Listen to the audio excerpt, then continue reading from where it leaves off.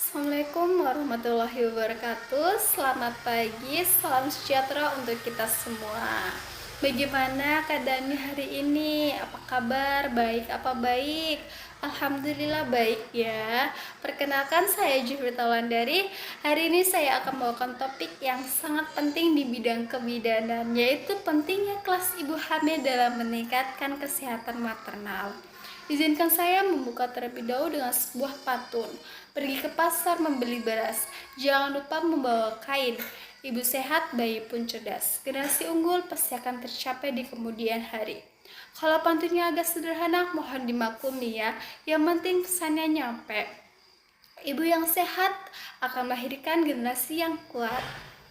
Teman-teman, kita semua ini tahu bahwa kehamilan adalah fase yang luar biasa, tetapi juga penuh tantangan. Betul apa betul? Betul apa tidak? Betul ya.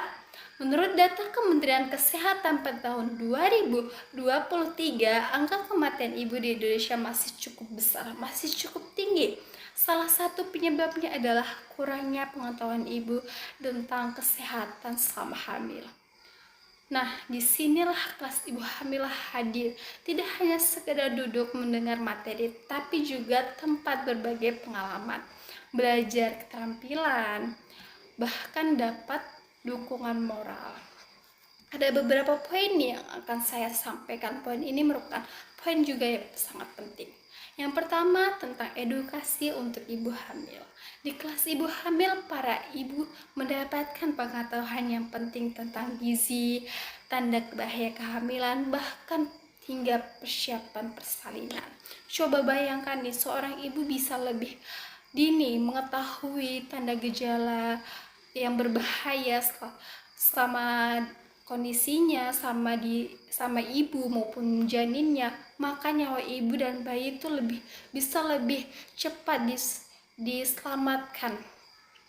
Kalau dulu nih banyak yang bertanya ke Mbah Google, sekarang lebih baik ikut kelas ibu hamil. Informasinya jelas, terpercaya, dan ada bidan yang langsung yang mendampinginya.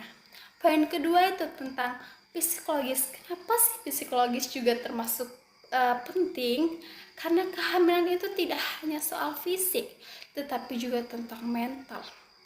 Banyak ibu yang merasa cemas, apakah aku bisa lahir normal, apakah bayi janin saya sehat. Melalui kelas ibu hamil ini mereka bertemu sesama calon-calon ibu yang luar biasa, saling berbagi cerita, dan akhirnya merasa tidak sendirian. Bahkan ada ibu yang cerita nih, katanya setelah ikut kelas ibu hamil, rasa cemasnya, khawatirnya berkurang. Karena ternyata ibu lain tuh juga merasakan hal yang sama, kekhawatiran, kecemasan yang sama.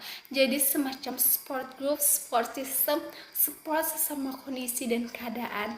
Nah, poin penting yang ketiga nih, keterampilan praktis. Kenapa sih keterampilan praktis itu juga penting?